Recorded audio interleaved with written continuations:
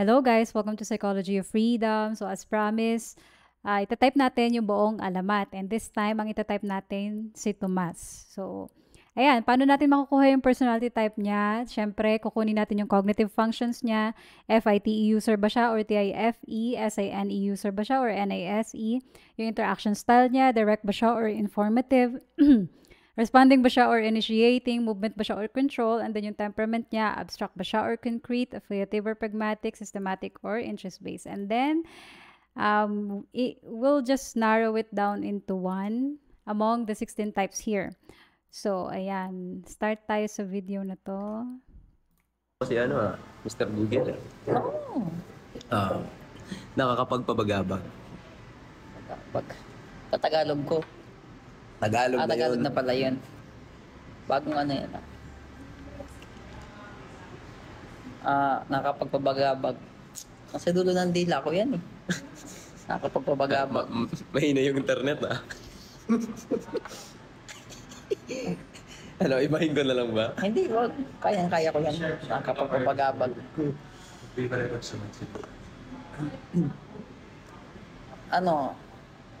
Something's rolling in my mind.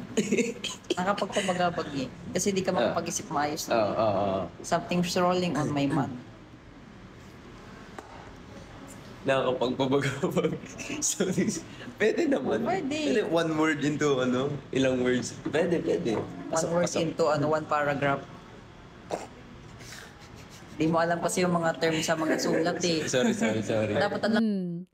Mukhang, that's extroverted thinking. Kasi sabi niya, hindi mo alam. Aware siya sa iniisip ng ibang tao. And then, kind of initiating. Alam mo, di ka Saan ka nakikinig. nag-aaral? Gusto ko mag-aaral dun eh. Tuturo kay G. Alam mo kasi, naturo kasi sa normal na students. Mga Alam mo kasi, ganito, nag-initiate na naman siya. ano lang yun, mga pang basic training lang. Yung akin kasi advanced na siya. Advance. Paksawabi na. Yes. Ganyan kami sa sa science-oriented dati. Actually, ako ang isang pinakamagaling mag-explain. Nag-initiate ulit siya doon. And then, sabi niya, ako ang isa sa pinakamagaling mag-explain. So, that's, I think, kind of introverted feeling. Ako sa pinakamalinaw mag-explain. Sige. Magaling ka mag-explain. Bakit yung building, tinawag pa rin na building kahit built na? Kahit built na, Oo. Kasi ano yun eh. Di ba parang yun, di ba? building. Oo. Kasi, ang building kasi, kaya siya tinawag na building pa rin kahit buo na. Kasi may bill pa kasi siyang binabayaran. Kaya, building. When you're talking about money, usually attach yan sa extroverted thinking. So, May mga building pa siyang binabayaran. Tama. Tapos yung ending. Ha? Ano yung ending? Yun yung ending. Magbayad siya ng bill. Di ba? Yung bill niya, ang ending nun, babayaran niya, yun yung ending. Building. Ending. Kala ko din ang bato. Galing explain Sinasabi ko A+. sa'yo, Ito ba? Tapa. yung mga teacher namin sa research class, walang lusot. Sila yung nakakorner ko. that's another initiation and movement. So, mukhang may extrovert na tayong matatype sa alamat. Ito pa. Ano? Yung isda ba din nauuhaw? Yung isda nauuhaw. Actually, ang mga isda kasi, It's a yes or no question. So, you can answer either yes or no. Pero, he chose to answer in an informative way, meaning in a storytelling kind of way. Nagbibigay ng information, inform. So, ano yan, ang uhaw nila, hindi sila uminom ng tubig. Ano yun? Hangin. kind of extroverted intuition kasi yung trolling is more attached to NE. Bakit?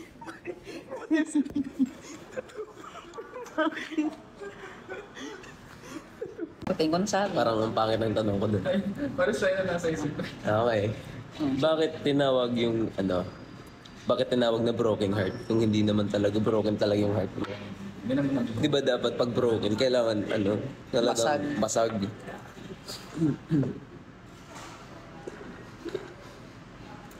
Matagal na. Ano kasi to eh.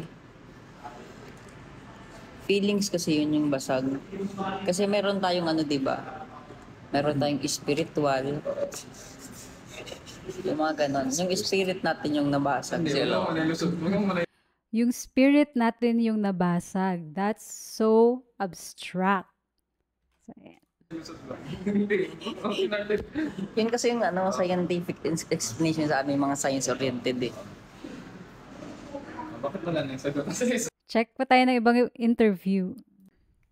Din, Yes po. similar, mag-isa, parang nakipagsapalaran. Ganun. Hindi talaga ako dapat magmamanila lang 2015. Pero dahil nung nag-Pinoy Big Brother ako before, Wait, Pinoy Big Brother. Yes, 737. 2015. 15. Okay, now I get it. Okay, now I know your eye. Parang medyo in-insert niya doon yung achievement niya. So, that's extroverted thinking again. And, kinukwento niya yung experience niya, one's own experience. So, introverted sensing. Guys, oo, totoo. That's right. Well, po. hello again. Hello Pala. po. Oo, iba na eh. Talagang iba na yung glow up ni Tomas. Ang pangalan ko doon dati, Franco. Pero pinalitan sa Nag-initiate na naman siya. So, for sure, he's an extrovert. And then, movement.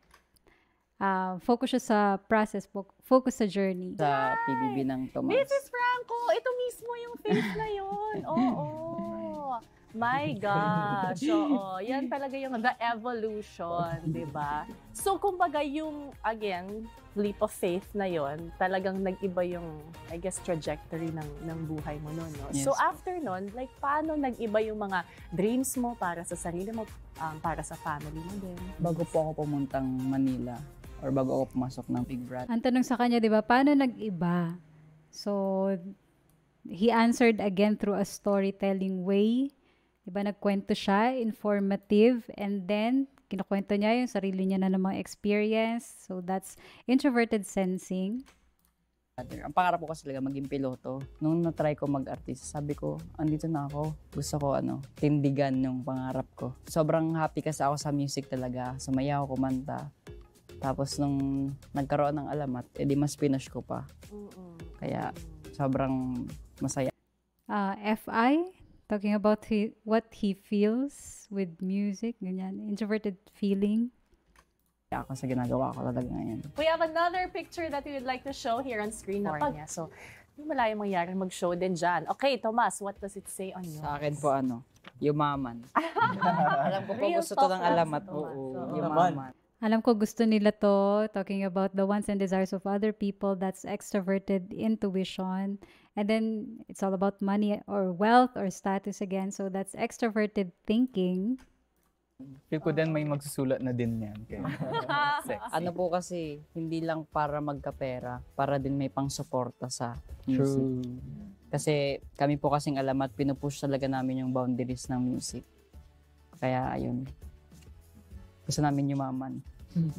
Pero, I mean, even if at first nakakatawa yung sagot, totoo yun na, please support our local artists, pay for tickets, don't get pirated music, diba? Stream their music, buy tickets to their concerts because yun ang nagbibigay sa inyo ng power to make more music and to create more, diba? So, Ang dami kasing ang daming mga musician na mga galing talaga. Pero dahil wala silang pangtustos, hindi nila natutuloy, hindi nila na-share. That's an initiation again and movement, focus sa journey. So for sure, he is informative initiating movement. Yan ang interaction style niya. So let's check pa kung ano yung temperament niya. yeah. Kaya ayun. Yeah, totoo, totoo. Hi, Thomas! Hello? Thank you so much. Pinagbigyan mo kami dito sa Pika Pika. Yes. Now, ngayon, mas kikilalanin ka namin through random things.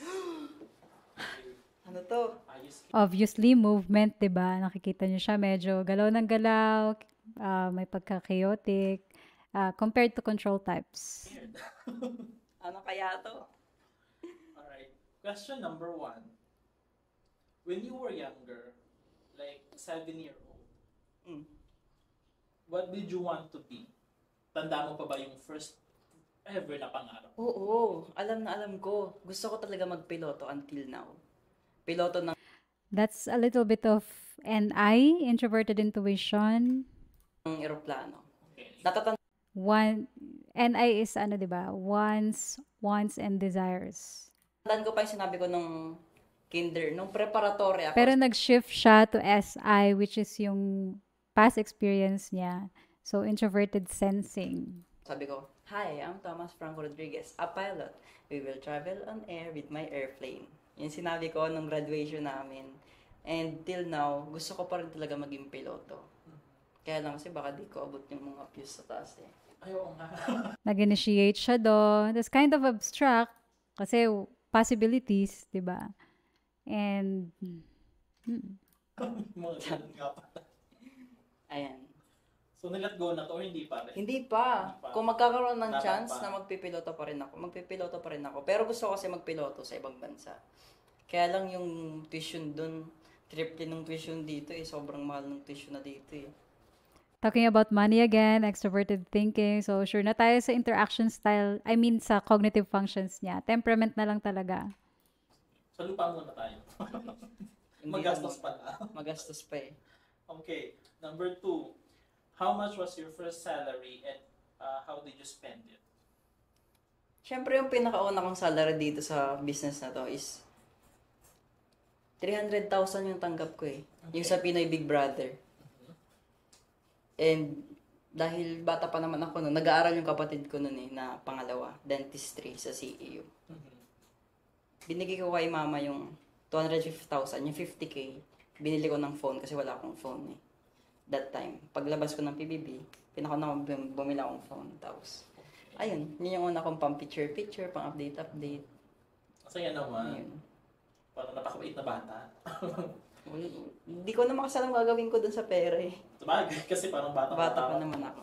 pa na. Parang nagta-transition siya dito sa unconscious side niya. So, parang may pagka-self-deprecating behavior and affiliative. Diba? Focus on being proper, doing what's right. Ma-receive. Never mo na-receive. Ngayon, kahit malaki ka na, never mo siya na-receive. Kumbaga, lumipas na yung childhood mo. Hindi mo pa rin nakukuha. Nung bata ako, gusto ko talaga magkaroon ng yung kotse na maliit, tapos inaapakan lang. Yung sasakay ka mismo. Oo. Okay. Pangarap ko talaga yun. Pero hindi naman sama yung loob ko na hindi ko na ranasan yun. Okay lang naman. Meron talagang laging isang hindi ka mararanasan. Oo nga. eh. Tsaka marami pa ako mararanasan, 25 pa lang ako. Tama. Laban. Affiliative. Affiliative yung statement na yun. Doing the right thing. Avoids offending other people. So, I think okay na to. So, cognitive function-wise, he is FITE-SINE. So, sino-sino yung may mga cognitive functions na ganito? Katulad ni Mo, di ba? INFPs, ENFPs, ISTJs, ESTJs. So, let's find out which among the four yung personality type niya. So, interaction style niya, sabi natin, di ba, informative, initiating movement sa second row yan. So, tanggal na yung first, third, and fourth row. And sabi natin, NFP, STJ, he is one of the philosopher types. So, tanggal na yung ESFJ, tanggal na yung ESFP, tanggal na rin yung ENTP. He can only be an ENFP, also known as the advocate. So, another idealist. So, tatlo na yung idealist sa alamat, di ba? NF. So, tama yung impression ko, this is an intuitive feeler group or idealist group. So, ayan. And finally, meron na tayong extrovert sa kanila. So, sino-sino yung mga personality type niya? Actually, si Chester Bennington, yung lead vocalist ng Linkin Park. Actually, sobrang similar nila. Nakikitaan ko nga rin ng resemblance pagdating sa face. So, sino pa yung ka-personality type niya? Si J. Cole. Sino pa ba?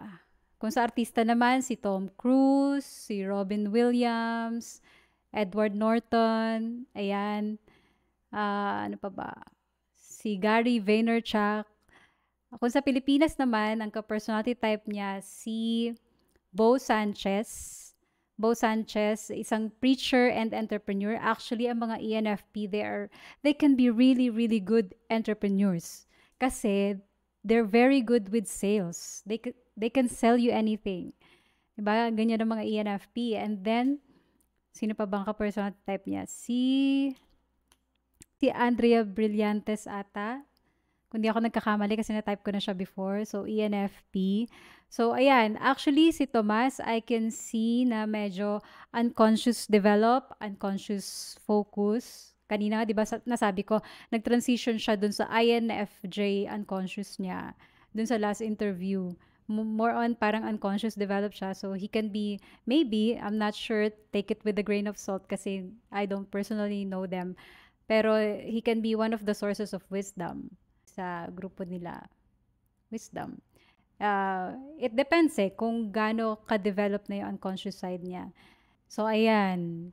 Most of them, so far, intuitives. So, tignan natin kung merong sensor sa kanila with the next typing video. So, ayun lang. Sana may napulot kayo. Thank you so much for listening and watching.